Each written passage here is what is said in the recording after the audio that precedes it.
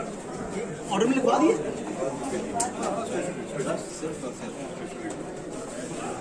Sir जी, क्या आज का जो है इस पे जो अदालत ने फैसला लिखवाया वो अदालत ने पूरा कंप्लीट हमने सुना है, पूरा रिकॉर्ड हमने पेश किया, CDR का DDR का बताया और कोर्ट उसको सेटिस्फाई भी हुई, लेकिन फीमेल को बेल सिर्फ दी है अंडर सेक्शन 497 CRPC को, जो वुमन कस्टडी राइट है। Otherwise to the extent of Zakir Jafar bail merit का खर्च कर। बिस्मिल्लाहिर्रहमानिर्रहीम। अस्सलाम वालेकुम नाजरीन, मैं हूँ साकिब बशीर। नाजरीन, नूर मुकद्दम कत्ल केस से मुतल्लिक सुप्रीम कोर्ट से एक बड़ी खबर है। अस्मत आदम की ज़मानत बाद अज गिरफ्तारी की जो दरख्वास्त थी वो सुप्रीम कोर्ट ने उसके खातून होने की बुनियाद पर वो मंजूर कर ली है। मेरिट को टच नहीं किया, उसका रोल बनता है या नहीं बनता ये ट्रायल कोर्ट डिसाइड करेगी। सिर्फ जो खातून होने का एज था, जो कानून में एक जो मौजूद है, प्रोविजन मौजूद है, उस बुनियाद पर अस्मत आदम को जमानत ग्रांट कर दी गई है और जाकिर जाफर को जमानत सुप्रीम कोर्ट ग्रांट नहीं कर रही थी। उसके बाद जो ख्वाजा हारिस हैं उनकी जानिब से जो जाकिर जाफर की दरख्वास्त जमानत थी उसको वापस ले लिया गया है। इसके अलावा मैं बताऊं, आज जो जितनी भी प्रोसीडिंग थी, तकरीबन 2.25 घंटे की आज की प्रोसीडिंग थी, वो आपके सामने रखेंगे। उसमें एक और जो बड़ा अहम पॉइंट था वो डायरेक्शन से रिलेटेड था, जो ख्वाजा हारिस अदालत के सामने लेके आए थे कि जो हाई कोर्ट ने डायरेक्शन दी है वो गैर कानूनी है, उस डायरेक्शन को कलअदम करार दिया जाए। तो उन्होंने 6 माह का वक्त जो है वो मांगा सुप्रीम कोर्ट से, लेकिन सुप्रीम कोर्ट ने उनकी ये इस्तदा जो है वो मुस्तरद कर दी है। इसके अलावा उनका ये कहना था कि जो तमाम डॉक्यूमेंट्स हैं उनमें जो CCTV फुटेज हैं या डिजिटल एविडेंस हैं या जितने भी डॉक्यूमेंट्स जो उनको मिलनी चाहिए या प्रोसिक्यूशन के पास मौजूद हैं, उनको डिफेंस के लिए तमाम डॉक्यूमेंट्स दी जाएं। तो किसी हद तक ये अदालत ने कहा है ट्रायल कोर्ट को कि वो जो डायरेक्शन थी 8 हफ्ते की, उसको अदालत ने कहा है कि हम नहीं छेड़ रहे, लेकिन जो 10A फेयर ट्रायल का जितने भी एलिमेंट्स हैं कि उनको तमाम डॉक्यूमेंट्स मिलने चाहिए, वो डिजिटल हो, CCTV हो या कोई भी हो, वो तमाम जो उनको प्रोवाइड किए जाएं। इसके अलावा जो शाखावर हैं उनकी जानिब से अदालत को बताया गया कि इनकी यही दरख्वास्त इस्लामाबाद हाई कोर्ट में ज़ेरे इल्तवा है। तो उसके बाद अदालत ने कहा कि जब ज़ेरे इल्तवा है तो फिर इसको हम जो है वो ज़्यादा डीपली जो है वो नहीं छेड़ रहे।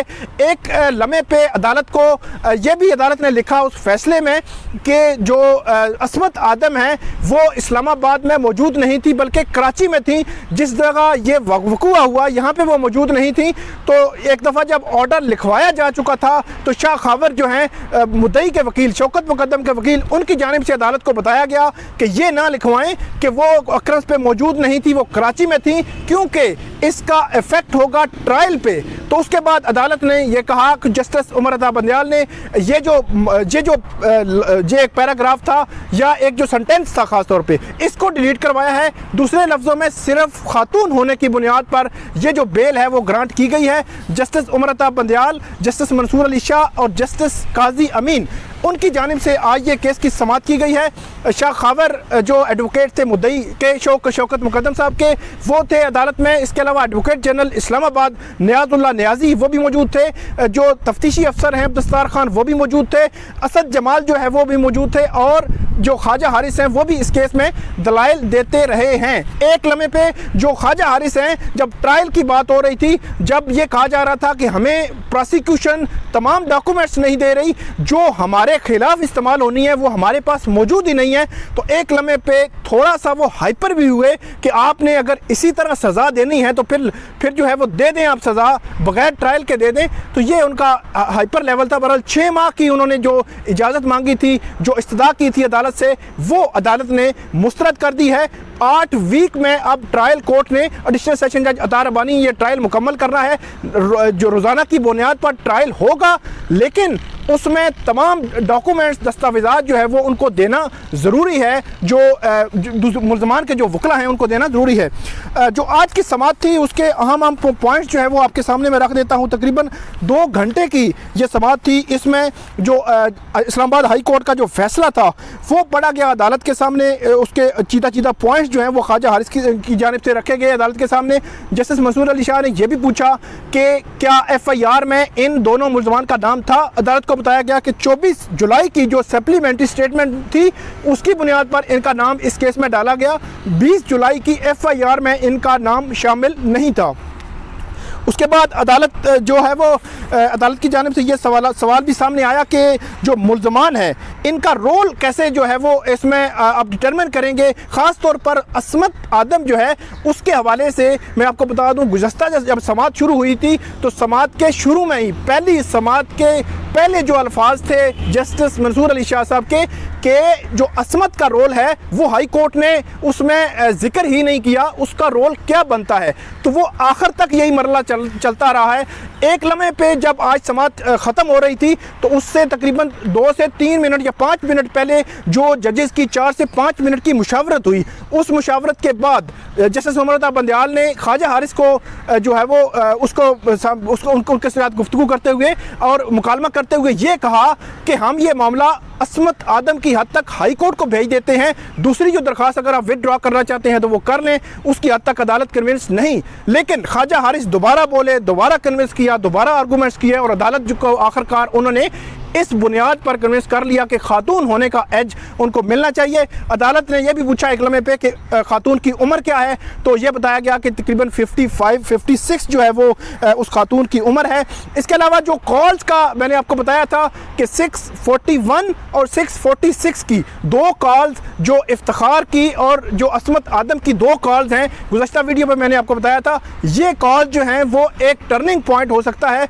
एक लम्हे पे आज की प्रोसीडिंग के दौरान अदालत का ये माइंड बन गया था कि ये जो कॉल है, खासतौर पर जस्टिस मंसूर अली शाह ने यह भी कहा कि ये 2 कॉल्स डिस्टर्ब कर रही हैं। अदालत का जो ज़हन था कुछ और था, लेकिन ये 2 कॉल्स जो हैं क्योंकि 6:35 पर जो शाह खावर है उनकी जानिब से अदालत को बताया गया कि जो नूर मुकद्दम है उन्होंने छलांग लगाई और वो नीचे गिरी, तो उसके बाद अगर 6:41 और 6:46 पे 2 कॉल जो की गई हैं वो यकीनी तौर पर किसी न किसी तरह इस तरह की सिचुएशन से लिंक करती हैं। आप इसको ऐसा नहीं कह सकते कि वो कोई और बात कर रहे होंगे।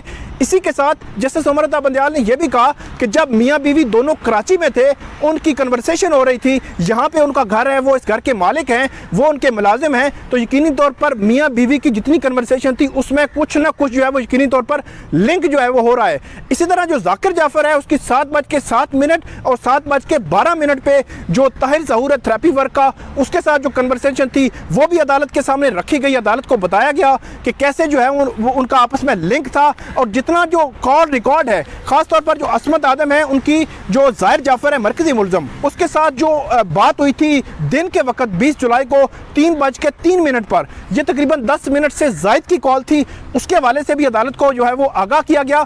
इसके अलावा जो शाह खावर जो ख्वाजा हारिस हैं उनकी जानिब से जब डायरेक्शन की, जब डॉक्यूमेंट्स ना देने की बात की गई तो शाह खावर ने अदालत को बताया कि इनकी दरख्वास्त जो है वो जो सेशन कोर्ट है, एडिशनल सेशन जज ट्रायल कोर्ट में इनकी दरख्वास्त खारिज हो चुकी है और हाई कोर्ट में इनकी दरख्वास्त जो है वो इस वक्त पेंडिंग है। तो अदालत ने इसको भी कहा कि अगर ये मामला हाई कोर्ट में पेंडिंग है तो वो हाई कोर्ट देखेगी। तो जो जस्टिस मंसूर अली शाह हैं उन्होंने जो मुकालमा किया ख्वाजा हारिस से, उनको कहा कि आपके पास जो भी मामला हो आप यहाँ पे लेके आ सकते हैं, फेयर ट्रायल आपका हक है और 10A जो है वो आपको यकीनी तौर पर ये हक देता है और ये जो है वो पूरा भी होना चाहिए। तो जो कम्युनिकेशन की बात की कि जो अल्फाज थे, जो टेक्स्ट था, जो बात होती रही है इसमें उनकी जानिब से, ख्वाजा हारिस की जानिब से यह भी अदालत को कहा गया कि वो कम्युनिकेशन जो है वो किसी तरह भी रिकॉर्ड पे मौजूद नहीं है कि वो कम्युनिकेशन बुनियादी तौर पर थी क्या। इसके अलावा यह भी अदालत को बताया गया कि जो CDR है, CDR खासतौर पर CCTV फुटेज है, उसकी जानिब से एडिशनल सेशन जज अता रबानी ने अपनी जजमेंट में लिखा था कि क्योंकि उनको ये खदशा है और प्रोसिक्यूशन ने ये कहा था कि वो वायरल हो जाएगी तो अदालत ने उसको रोक लिया था। लेकिन अब ये लगता है कि वो जो CCTV फुटेज है वो भी इस केस में सामने आएगी और उस CCTV फुटेज जो है वो जो डिफेंस की साइड है उनको और दीगर जो जितने भी इसमें, ख़ास तौर पर मैं आपको बता दूं कि जो फ्रांसिक होने हैं मकतूला के और जो मरकज़ी मुल्ज़म है उनके मोबाइल्स और लैपटॉप, उनके फ्रांसिक अभी तक जो है FIA ने वो मरहला मुकम्मल नहीं किया। वो फ्रांसिक रिपोर्ट्स भी बहुत आम होंगी क्योंकि उनके मोबाइल्स में जो सोशल मीडिया इस्तेमाल हो रहा था, इसके अलावा टेक्स्ट मैसेजेस, इसके अलावा व्हाट्सएप मैसेजेस, वो सारे मैसेजेस जो हैं वो यकीनी तौर पर वो जो इसमें जितना भी रिकॉर्ड होगा फ्रांसिक का जब सामने आएगा तो उसके बाद जो है वो भी बड़ा अहमियत इख्तियार करेगा।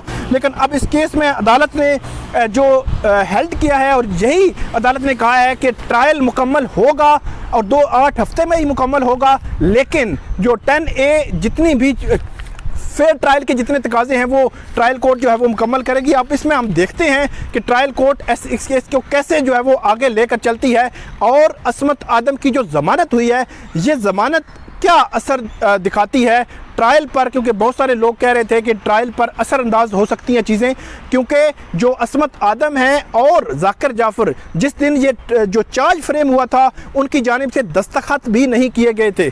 उन दस्तखत ना करने के जब हमने लीगल मुख्तलिफ लोगों से हमने पूछा तो उन्होंने कहा कि उसका कोई कानूनी ऐसा जो है असर मौजूद नहीं है, लेकिन दस्तखत ना करना मेरे ख्याल में अदालत से ये जो अब तावन वाली बात करते हैं कि अक्यूज़ जो मुल्ज़िम है वो कितना तावन कर रहा है, उसमें भी सवाल खड़ा होता है। तो ये नाज़रीन आज की सुप्रीम कोर्ट से जो प्रोसीडिंग थी, जो अहम पॉइंट्स थे, जो ऑर्डर्स थे वो आपके सामने रखे। आइंदा भी जो अपडेट होगी वो आपके सामने लाएंगे। तब तक इजाज़त दीजिए और इस वीडियो पे कमेंट ज़रूर कीजिएगा। बहुत शुक्रिया।